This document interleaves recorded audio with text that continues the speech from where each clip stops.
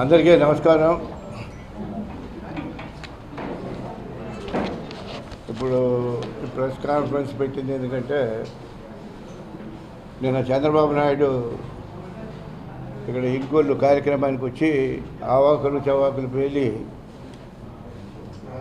ఒక రకమైనటువంటి అంటే నన్ను కించపరిచే విధంగా మాట్లాడటం జరిగింది. అది అసభ్య పదజాలంతో మాట్లాడటం, దానికి బ్యాక్గ్రౌండ్ ఎవరు ఉన్నారో అందరూ అర్థమవుతానే ఉంది.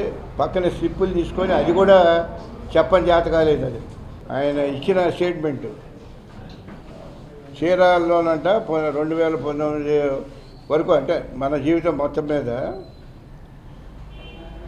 ఆయన ఏదో గెలిపించినట్టు దుర్మార్గుడని మాట్లాడటం. ఆయనకంటే దుర్మార్గుడు నేను ఎక్కడ చూడలేదు. నాకు తెలుసు, నాకు సన్నిహితం నేను ఎప్పుడు మాట్లాడకూడదని ఒకరిని వ్యక్తిగతంగా కించపరిచే అలవాటు నాకు లేదు. ఫ్రమ్ ది బిగినింగ్ నా రాజకీయ జీవితం కానివ్వండి, రాజకీయ చరిత్ర కానివ్వండి, ఏ పార్టీలో ఉన్నా కూడా నా పని ఏదో నేను పబ్లిక్కి సంబంధించే విషయాల మీదే అవగాహనతో మాట్లాడటం కానివ్వండి, అవసరమైతే అధికారం ఉన్నా లేకపోయినా కూడా ఒత్తిడి చేసి ప్రభుత్వ పరంగా పనులు చేయించే విధంగా మనం తీసుకురావడం కానివ్వండి, అది ప్రజలకు ఉపయోగపడే విధంగా మనం జీవితం అంతా నడుస్తూ ఉంది.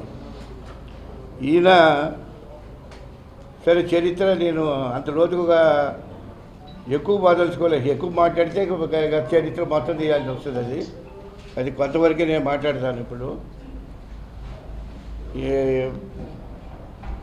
ఈయనంతా కష్టాల్లో ఉన్నప్పుడంటే ఆయనతో వాళ్ళతో లేవని, ఎవరితో బావుకు చెందామని వెళ్ళాడని మాట్లాడతారు.